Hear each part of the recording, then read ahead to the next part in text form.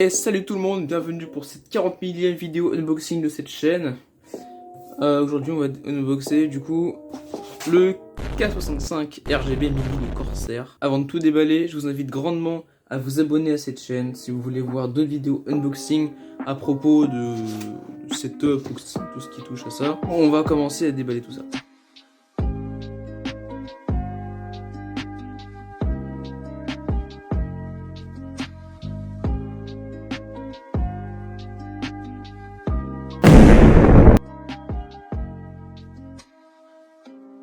On constate déjà qu'il est très épais à l'arrière, il est relativement à l'avant, mais ça encore ça ne dérange pas.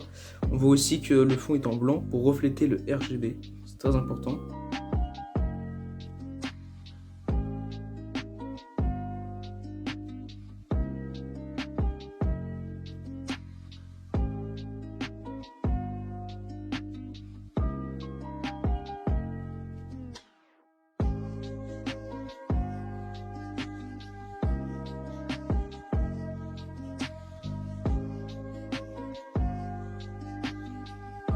Et donc voilà tout ce qu'on a dans la boîte. Déjà on va commencer par le câble.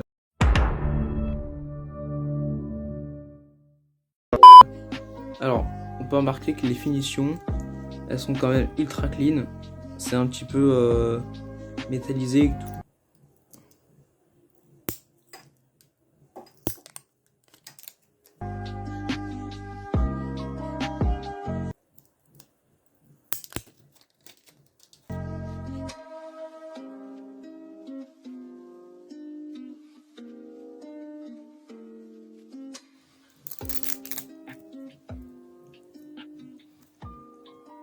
Et maintenant les d'autres petites touches. Donc là on a le bouton Escape qu'on peut changer avec le logo Corsair. Et la barre espace en sobre. S'il vous plaît, ne changez jamais la barre espace de ce clavier. Puis un petit outil pour enlever les touches.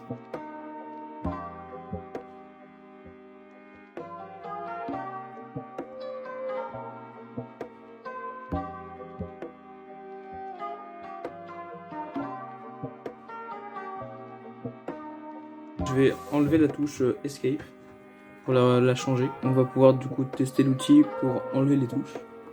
Donc on pince comme ça. Hop, et on tire. C'est vraiment tout simple, ça vient tout seul. Comme ça, on peut changer la touche. Aussi facilement pour l'enlever. Voilà. Et donc la touche espace, vous avez bien compris qu'on ne l'enlève pas. Donc voilà, déjà on va pouvoir commencer à le brancher avec le magnifique câble fourni par Corsair en personne.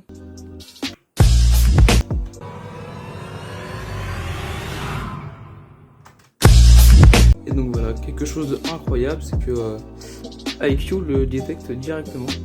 Et donc nous voilà sur iCUE, vous pouvez voir du coup en temps réel le clavier qui va changer de couleur et tout. Alors du coup on peut aller voir sur les effets d'éclairage, donc voilà. Et là vous pouvez voir qu'on a plein de trucs. En fait chaque touche peut être attribuée à une couleur du coup. Il y a d'ailleurs aussi iCUE qui nous fait chier des tips et tout, mais on s'en fout.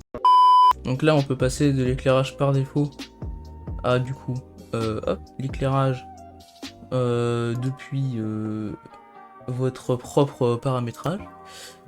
Et donc là on peut déjà on voit qu'on a un super effet d'éclairage. Donc là on a la vague de Corsair. Là on peut aussi du coup paramétrer des touches, leur assigner des couleurs. Voilà pour ZUSD. Là aussi on peut créer, donc là on peut créer des modes de couleurs pour chaque touche. Mais là voilà, si on touche ça alterne les couleurs. Il y a plein de modes d'éclairage. Il y a aussi d'ailleurs on peut changer la performance. C'est-à-dire que on peut désactiver, c'est un gros rageux, vous pouvez enlever la fonction Alt F4. On peut aussi désactiver la touche Windows, etc. On peut créer plusieurs profils évidemment. Changer la couche de la touche de verrouillage, parce que là, si je verrouille la majuscule, c'est en rouge. Je peux la mettre en bleu si je veux. Vous voyez, c'est con mais c'est pas mal.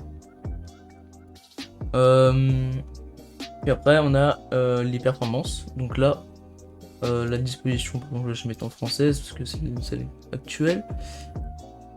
Mais on peut mettre à jour le firmware interne du clavier. On peut mettre voilà un minimum de latence. Donc voilà, donc ça demande des ports USB assez vénères. On peut modifier, enfin permuter les touches menu, donc faut voir ce que ça fait, mais voilà. Les indicateurs de boutons verrouillés, donc là, si je verrouille la touche majuscule, on peut l'enlever et on s'en branle. Donc je peux le remettre. Et puis des infobules, mais ça c'est autre chose, c'est pour le logiciel. Là on peut faire un effet de spirale, donc ça va tourner, etc. C'est trop stylé. Donc voilà, tout plein de fonctionnalités, d'éclairage, etc. à votre goût, évidemment. Mais voilà, je vous conseille quand même de garder cette barre espace par défaut parce qu'elle est quand même magnifique.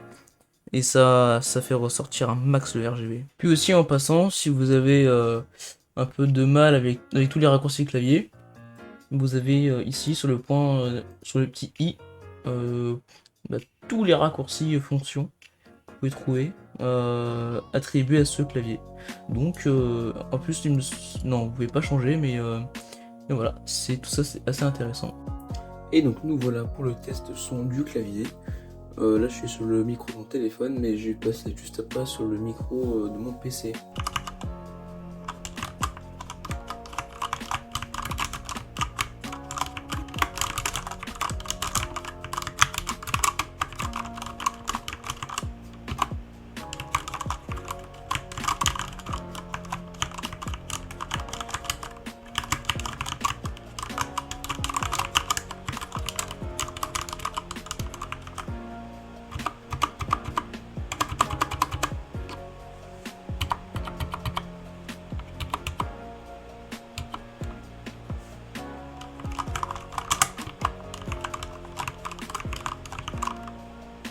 Et donc voilà, c'est la fin de cette vidéo. Merci beaucoup de l'avoir regardé. Honnêtement, le son du clavier, il est pas dégueu, franchement. Si des fois vous sentez quelques résonances dans le châssis du clavier, vous pouvez mettre des joints O-ring, coûte pas cher sur AliExpress, ça fera largement le taf. En tout cas, merci encore d'avoir regardé et ciao ciao.